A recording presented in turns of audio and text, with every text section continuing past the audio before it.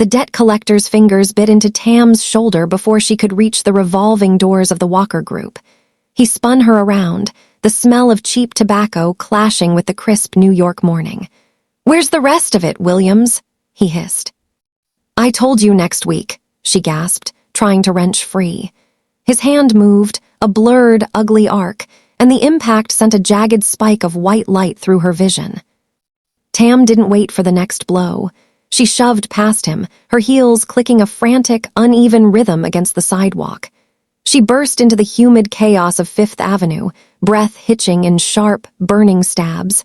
She didn't look back at the shadow following her. A sleek, obsidian-black sedan slowed to a crawl beside her.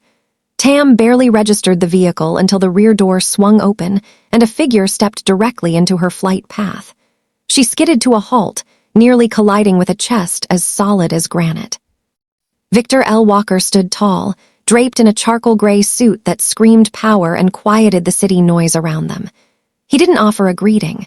His gaze, cold and surgical, went straight to the blooming purple bruise on her cheek and locked there. "Who did that to your face?" he asked. His voice was a low, lethal vibration. Tam opened her mouth, but her throat felt like it was filled with glass. Her lungs were still searching for air.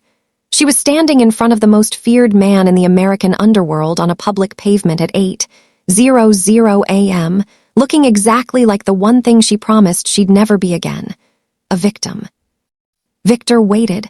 He didn't fill the silence with platitudes. He didn't look at the passing commuters or soften his expression to make her feel comfortable. He stood with the terrifying patience of a predator, his eyes never leaving the damage on her skin, giving her the absolute weight of the question. She didn't get to answer. "Tam," the debt collector's voice rasped from directly behind her, close. She felt the temperature of the air shift before she heard his boot hit the concrete. Her entire body went rigid, from the arches of her feet to her jaw, the involuntary, muscle-memorized bracing of a woman who had learned that pain was the only thing she could truly count on. The morning humidity in Manhattan felt like a wet shroud, but for Tam Williams, the heat was the least of her worries. She was 50 yards from the reinforced glass sanctuary of the Walker Group when a hand like a meat hook slammed into her shoulder, spinning her into the shadow of a construction scaffolding. "I told you, Williams. Interest doubles every 48 hours, a voice rasped. It was Miller, a bottom-feeder debt collector from her Johannesburg past who had somehow sniffed her out in the concrete jungle. "Working on it, Miller. You'll get your money," Tam hissed, her steel employee mask momentarily slipping to reveal the raw terror of the woman she used to be. Fast enough. Miller's fist was a blur. The impact against her cheekbone sent a sickening crack through her skull and a spray of crimson onto the pavement. The world tilted. Tam didn't wait for the follow-up. She shoved past him, her heels skidding on the rain-slicked concrete as she burst back into the light of Fifth Avenue. Her breath came in jagged, burning stabs. She didn't look back until the heavy, rhythmic thrum of a high-performance engine cut through the city noise. A black, armored sedan screeched to a halt, cutting off her path. The rear door swung open with a heavy, metallic thud. Victor L. Walker stepped out. The air around the car seemed to drop 10 degrees. Dressed in a charcoal gray suit that cost more than Miller's life, Victor stood motionless. His gaze, cold and surgical, went straight to the blooming purple bruise on Tam's face. He stepped forward, his hand, a hand that had signed death warrants and moved markets, rising to cup her jaw. "Who did that to your face?" he asked. The question was quiet, but it carried the weight of a falling guillotine. Behind her, Miller's footsteps faltered. The collector looked at the girl, then at the man holding her face, and finally at the 4 suit-clad enforcers now spilling out of the sedan like shadows. In that frozen New York minute, Miller realized he hadn't just touched a strategist. He had touched the only thing in the world Victor Walker claimed as his own. The elevator ride to the 50th floor was a suffocating descent into silence. Behind the gold-trimmed doors of the Walker Group, the air was filtered, expensive, and currently vibrating with a tension that made the seasoned executives in the hallway press themselves against the mahogany walls as Victor passed. Tam sat at her minimalist glass desk, her fingers flying across the hilt of her keyboard. She had spent the last hour adjusting the hue of her foundation, but the purple bloom on her cheekbone was stubborn, a vivid reminder of the morning's violence. She kept her head down, hair draped like a silk curtain to shield her face. If she could just lose herself in the $200 acquisition of the Neo-Soul logistics hub, she could pretend the ghost of Johannesburg hadn't been resurrected on a Manhattan sidewalk. "The contracts are ready for your signature, Mr. Walker," the lead counsel announced, sliding a leather-bound folder onto the obsidian conference table. "The Singapore board is on line 1. They need a decision in 3 minutes or the valuation expires." Victor didn't look at the folder. He didn't look at the lawyers. He stood by the floor-to-ceiling window, his back to the city, his shadow stretching across the office until it touched the edge of Tam's desk. "Tam," he said. The name was a low, dangerous vibration. "I've updated the risk assessment spreadsheets, Victor," she replied, her voice steady but her eyes glued to the glowing blue cells of her monitor. "The logistics hub is a sound move. You should sign." Victor moved. He didn't go to the table. He walked to her desk, ignoring the frantic gesturing of his chief financial officer. He leaned down, his hand bracing against the glass, and simply watched her. He watched the way her chest rose in shallow, guarded hitches. He watched the way her pulse thrummed against the thin skin of her neck. "Sir, the $200 deal," the lawyer started, his voice cracking. "Let it burn," Victor whispered, his eyes locked on the edge of the bruise peeking through Tam's hair. "I want to hear her tell me she's okay. Until then, the world stops." The entire 50th floor froze. In that moment, the steel employee realized her mask wasn't just cracked. Victor had shattered it, and he wasn't letting her hide behind the numbers anymore. The air in the 50th floor suite was still thick with the ozone of the aborted $200 deal when a courier entered, head bowed, carrying a package wrapped in heavy, oil-stained brown paper. It didn't belong in this world of glass and silk. It smelled of dust, spent brass, and the humid rot of a South African summer. Victor didn't let security touch it. He took the box to his desk, his eyes never leaving Tam, who had suddenly gone as still as a statue. Her steel employee facade wasn't just cracking, it was eroding. "It's addressed to the ghost," Victor said, his voice a low gravel. With a flick of a silver letter opener, he sliced the twine.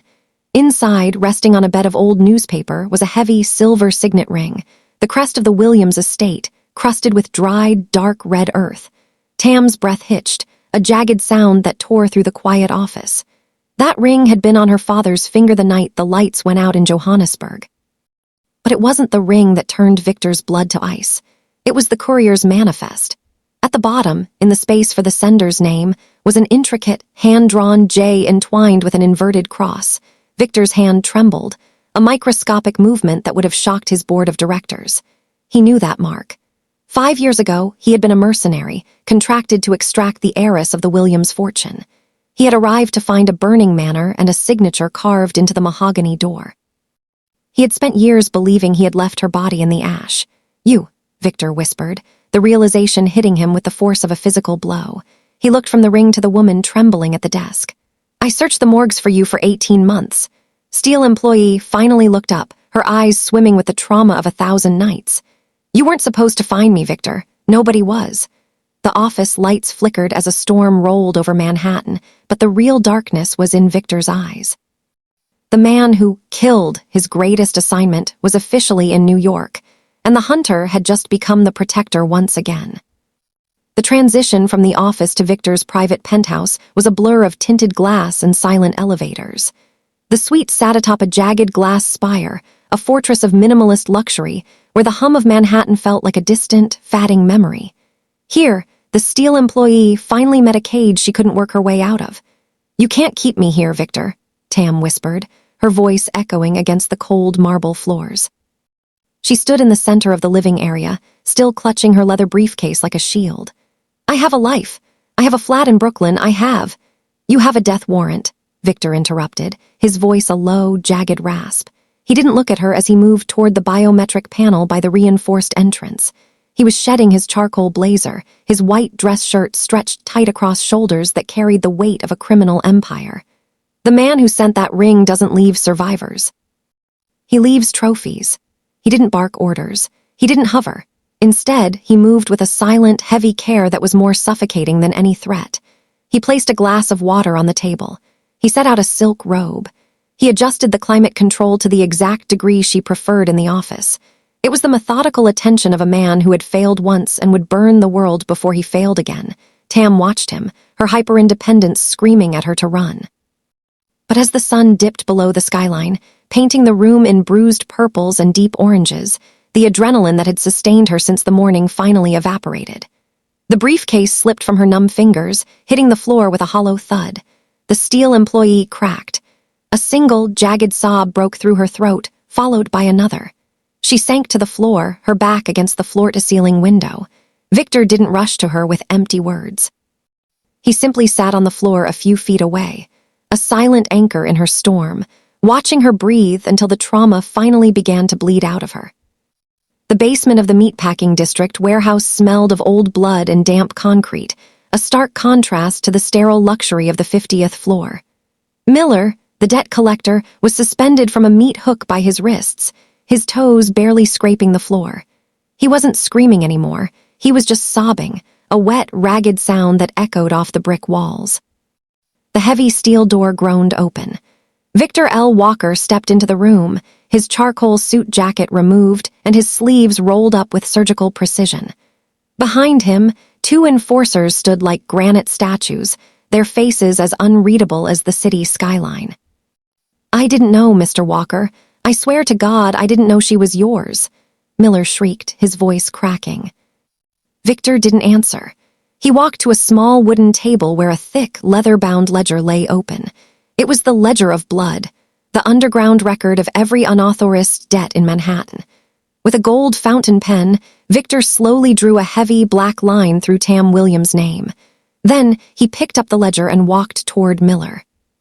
"She isn't mine," Victor said, his voice a low, lethal vibration that seemed to make the very floorboards tremble. "She is a Williams, and you laid hands on a ghost." Victor didn't use a blade. He slammed the heavy ledger directly into Miller's throat, pinning him against the wall with the weight of the book. The message was clear. In Victor's world, paper was as deadly as lead. "Tell your friends in Johannesburg," Victor whispered into Miller's ear, his eyes burning with a dark, ancient fire. "The extraction failed 5 years ago, but the protection starts today. If anyone so much as looks at her again, I won't just kill them. I'll erase the memory of their bloodline." By morning, every shark from Harlem to Wall Street knew. The steel employee was untouchable, and the King of New York had just declared war on the past. The penthouse was silent, save for the rhythmic ticking of a grandfather clock that felt like a countdown. Victor sat on the edge of the leather sofa, his charcoal shirt unbuttoned and discarded. A shallow, jagged laceration from the warehouse skirmish traced a red line across his forearm, a small price for the message he had sent to the streets. Tam knelt before him, her movements clinical and precise. She had traded her power suit for a simple silk camisole, her steel employee armor finally stripped away. As she reached for the antiseptic, the strap of her top slipped, revealing the pale, jagged landscape of her left shoulder. Victor's breath hitched. He didn't see a woman tending to a wound. He saw a map of his own greatest failure. The scars were thick, roped lines of silver, evidence of a high-caliber exit wound and the desperate, back-alley surgeries that had followed. "You took the hit for the ambassador's son," Victor whispered, his voice a raw, jagged rasp. Tam froze. Her hand, holding the cotton swab, trembled. "I did what I was paid to do, Victor. I stayed behind so the others could get to the extraction point." "I was the extraction point," Victor roared softly, the realization hitting him like a physical fever. He reached out, his thumb tracing the edge of the scar with a reverence that bordered on worship. "I waited at the helipad until the fuel ran low. They told me the ghost had been vaporized in the blast.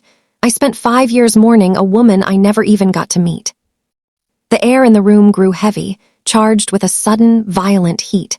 Recognition wasn't just a memory, it was a burn. Victor looked from the scar to her eyes, seeing for the first time not just a brilliant strategist, but the warrior who had survived the hell he thought had claimed her. The steel employee was gone. In her place was the only soul Victor Walker would ever truly bow to. The mahogany-paneled boardroom of the Walker Group felt like a tomb. 6 of Victor's senior directors sat across from him, their faces masks of rehearsed bravado. In the corner, 2 private security contractors stood with their hands hovering near their holsters, their eyes fixed on Tam. We know she's the vulnerability, Victor, Director O began, his voice oily with unearned confidence. The ghost of Johannesburg, a beautiful liability. We've already secured the perimeter. Either you sign over the voting rights to the logistics merger, or Ms. Williams leaves this building in a different kind of suit. A body bag. Tam didn't flinch. She sat at Victor's right hand, her spine a column of tempered steel. She didn't look at the guns, she looked at Victor, who hadn't moved a muscle. He was casually scrolling through a sleek obsidian tablet, the blue light reflecting off his cold, predatory eyes. 30 seconds behind the market, oh, Victor said, his voice a low, lethal hum that made the heavy table seem to vibrate. He slid the tablet into the center of the desk. The screen wasn't showing the merger. It was a live feed of the global stock exchange, specifically the private holdings of every man in the room. In real time, the green numbers were cascading into a violent, bleeding red. What is this? Oh stammered, his phone suddenly buzzing frantically in his pocket. While you were planning a kidnapping, I was executing a liquidation, Victor whispered, leaning forward until he was inches from O's face. I didn't just short your stocks. I bought your debt, foreclosed on your estates, and stripped your children's trust funds. As of 10 seconds ago, you don't own the suits you're wearing. Room went deathly silent. The gunmen lowered their weapons, realizing their paychecks had vanished into the digital ether. Victor reached over and took Tam's hand, his grip possessive and absolute. You tried to leverage my heart, Victor said, his eyes burning with a dark, ancient fire. So I erased your entire lineage. Get out of my building before I decide that bankruptcy isn't enough of a punishment. The grand ballroom of the Pier Hotel was a sea of shimmering silk and cut diamonds, the air thick with the scent of lilies and old money. Tam stood at Victor's side, a vision in a gown of midnight velvet that mirrored the darkness in her protector's eyes. The purple bruise on her cheek had faded to a ghostly amber, hidden beneath the expert stroke of a brush, but her hand trembled slightly against Victor's arm. He's here, she whispered, her voice barely a breath. Victor didn't scan the room. He didn't have to. He felt the shift in the atmosphere, the sudden, predatory chill that cut through the warmth of the jazz band. Standing near the marble colonnade was a man whose face was a map of scars, his eyes 2 chips of frozen flint. The Johannesburg assassin. The man who had carved a J into a door 5 years ago. The assassin reached into his tuxedo jacket, his fingers closing around the cold steel of a suppressed 9. Stop, Victor commanded. It wasn't a shout. It was a low, seismic vibration that seemed to physically halt the vibration of the crystal chandeliers. The music died mid-note. 300 of New York's elite froze, their champagne flutes suspended in midair. Victor stepped in front of Tam, his hand rising to cradle her jaw in a gesture of terrifying intimacy, identical to the morning on the pavement, but now witnessed by the world. Look at her, Victor addressed the room, his voice echoing off the gold-leafed ceiling. 5 years ago, you heard the legend of the ghost of Johannesburg, the woman who held the line while an empire crumbled, the woman I was contracted to save, and the only mission I ever failed. He turned his gaze back to the assassin, his eyes burning with a dark, absolute promise of death. She isn't a ghost anymore. She is Tam Williams, and she is the only woman I ever swore to die for. If you pull that trigger, I won't just kill you. I will erase every trace that you ever existed. Silence in the room was absolute. The assassin's hand faltered. For the first time in 5 years, the hunter realized he was standing in the presence of a king who had finally found his queen. The hum of the private jet's engines was a low, predatory growl as it cut through the night toward Johannesburg. Inside the cabin, the steel employee was gone. In her place sat a woman checking the action on a custom-weighted handgun, her movements fluid and hauntingly familiar. Victor watched her from across the aisle, his charcoal suit traded for tactical black, his eyes reflecting a dark, satisfied fever. 5 years is a long time to stay dead, Tam, Victor said, his voice a low vibration against the pressurized cabin air. I wasn't dead, Victor. I was just waiting for a king who knew how to play the long game, she replied, clicking the magazine into place with a definitive snap. When they touched down on the red African soil, the cleanup wasn't a skirmish, it was an execution. Victor didn't just bring guns. He brought the full weight of the Walker Group's financial might and the Korean Mafia's cold precision. While Tam led the tactical team through the ruins of her family's old estate, Victor sat in the back of a black SUV, his fingers flying across a tablet as he systematically severed every artery of the syndicate's funding. The climax wasn't a shootout, but a reckoning. Tam stood in the center of her father's former study, facing the men who had betrayed her. Victor stood at her shoulder, a silent shadow of absolute authority. Williams' legacy isn't for sale, Tam declared, her voice echoing off the scorched mahogany walls. With a final keystroke, Victor transferred the deed of every seized asset back to her name. One by one, the syndicate leaders realized the truth. They hadn't been fighting a ghost. They had been fighting a woman who had finally found her match. By dawn, the Johannesburg sun rose over a reclaimed empire, and the blood that had been spilled 5 years ago was finally washed away by the ruthless justice of a man who refused to fail her twice. The morning sun over Manhattan didn't feel like a shroud anymore. It felt like an inheritance. On the 50th floor of the Walker Group, the atmosphere had shifted from the frantic vibration of a corporate machine to the heavy, reverent hush of a royal court. Tam Williams walked through the glass doors, her heels striking the marble with a rhythmic, lethal confidence. She had traded the pink suit for a custom-tailored obsidian ensemble, the fabric moving like liquid shadows. The purple bruise that had once marked her as a victim was long gone, replaced by a gaze so sharp it made the veteran directors lower their eyes as she passed. She didn't head to the strategist's desk.